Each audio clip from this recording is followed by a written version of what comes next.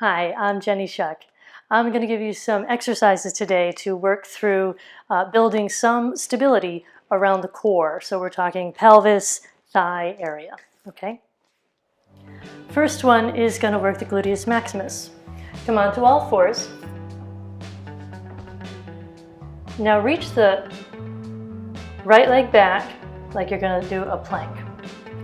And then raise the leg up to hip height as you turn the leg out. See how the knee is pointing towards you? So it turned out like a ballet dancer. And then I'm going to turn it parallel and bring it back to all fours, hovering above the floor. Bring it back, turn it out, and hover.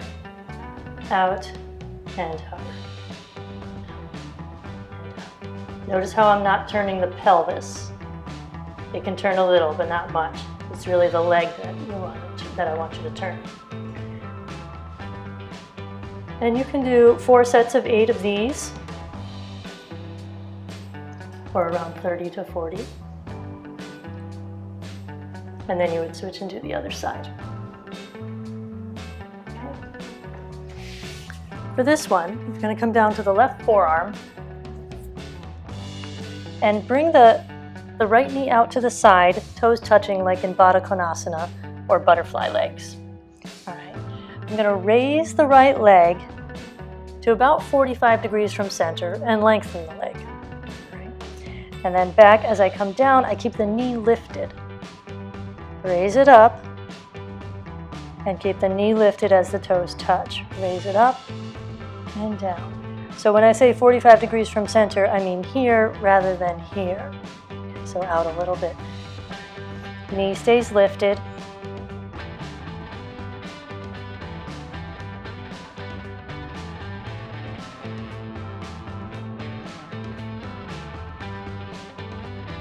And then I'm going to switch to a Virasana leg.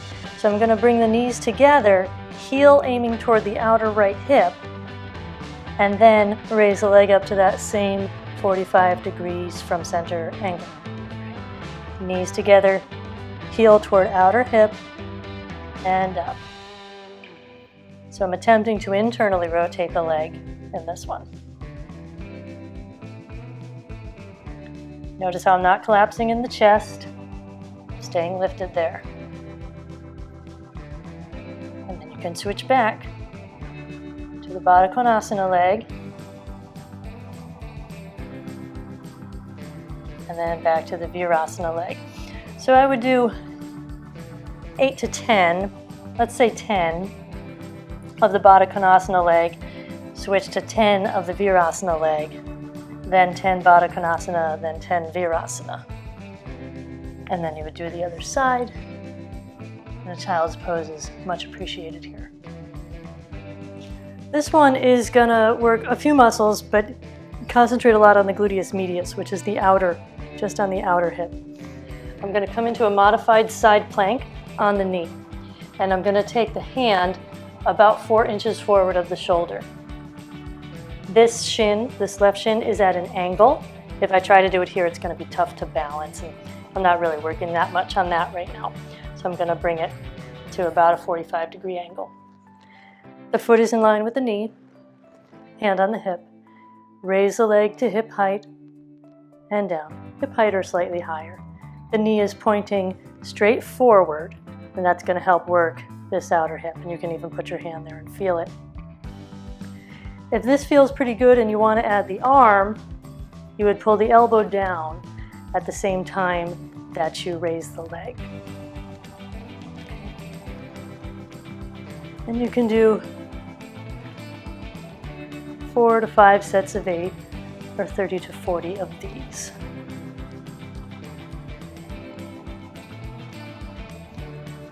Be smooth in the action, not jerky. Smooth in the action.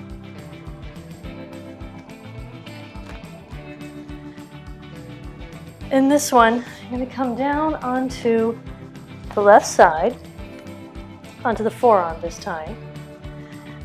Take the right hand onto the knee. I'm laying on my left leg, all right? Right hand's on the knee. And I'm going to inhale and raise the hips up, not a huge range of motion, and then come back down to the ground. Come up and down, up and down. Smooth in the motion.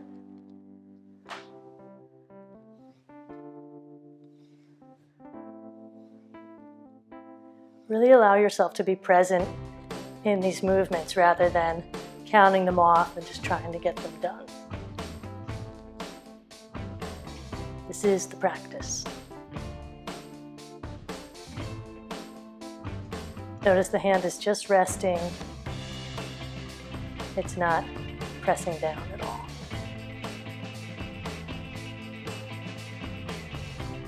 Okay. 30 if you can. Start with 20, build your way up to 30 or 40 of those. This one is a dynamic spinal balance, so a moving spinal balance. So I'm going to come onto all fours.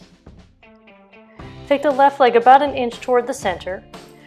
Pull in. So the idea here is to pull in the corset of abdominal muscles, right? So Doug Keller, I love the way he describes pulling in those muscles as though you're pulling the drawstring on a pair of sweatpants, right? So this idea of pulling in, that action is going to help you a lot throughout this exercise. So raise the right leg back, the left arm forward,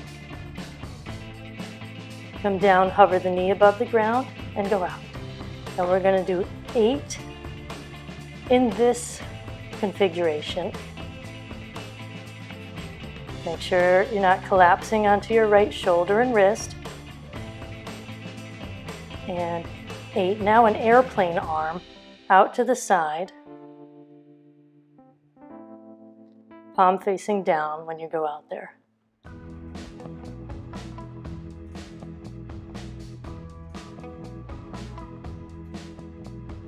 And then to the back, palm facing up, hand by the hip.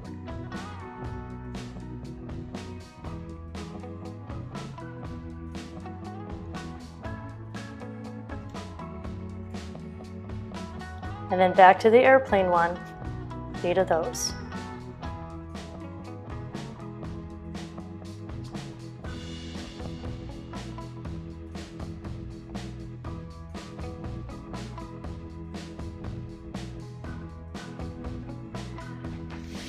Do the other side, and again, child's pose would be nice after this. Now, if you're feeling really good after doing that spinal balance and you think there might be more, when I say more, I mean a challenge, like you maybe could challenge yourself more, then come onto all fours again.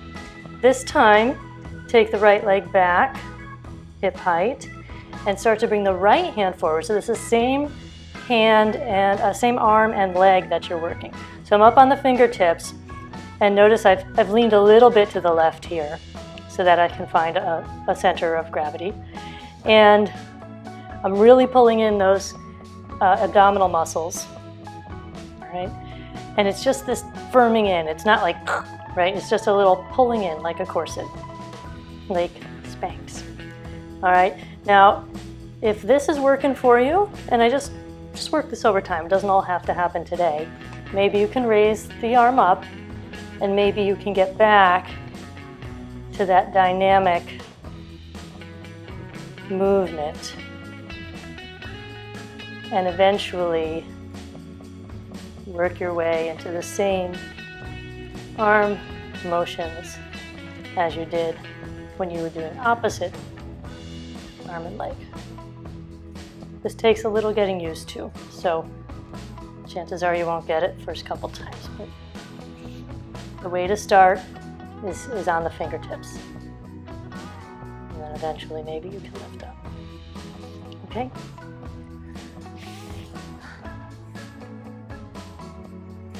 This one was inspired by the transition from Ekapada Kundanyasana to Chaturanga. So in this one, you sit in Dandasana. I'm actually going to use a blanket for padding. You're welcome to use it, or maybe if you need more height, you have tighter hamstrings, or maybe hips, you might want to sit on the blanket for that reason. Okay, so I'm in Dandasana. I'm going to cross one ankle past the other. Both hands on the left side. I'm going to swing the right leg back. The knee is going to be pointing forward. Both hands on the ground, and I reach back. I come back up.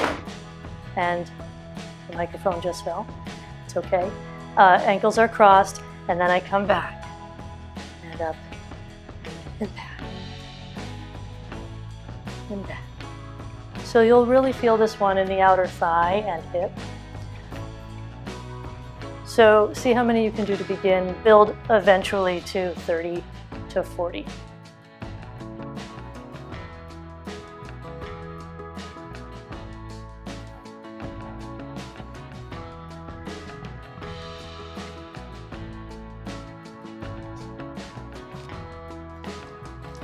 Make sure that after you do these exercises, so we did a lot of stuff with the hips here and the glutes. So make sure you do your stretching, specifically flipped pigeon, or some people call this thread the needle. But this one here, either holding behind the thigh or in front of the shin, or if you're a little tighter, even staying here. This is really going to help stretch out the muscles that we worked so that you can do more of these exercises tomorrow. I do recommend doing them, I mean, every day is great if you can, but I would say 3 times a week. If you can do about 20 minutes of these exercises. It'll take a while, might take 2 months, but you'll see a difference.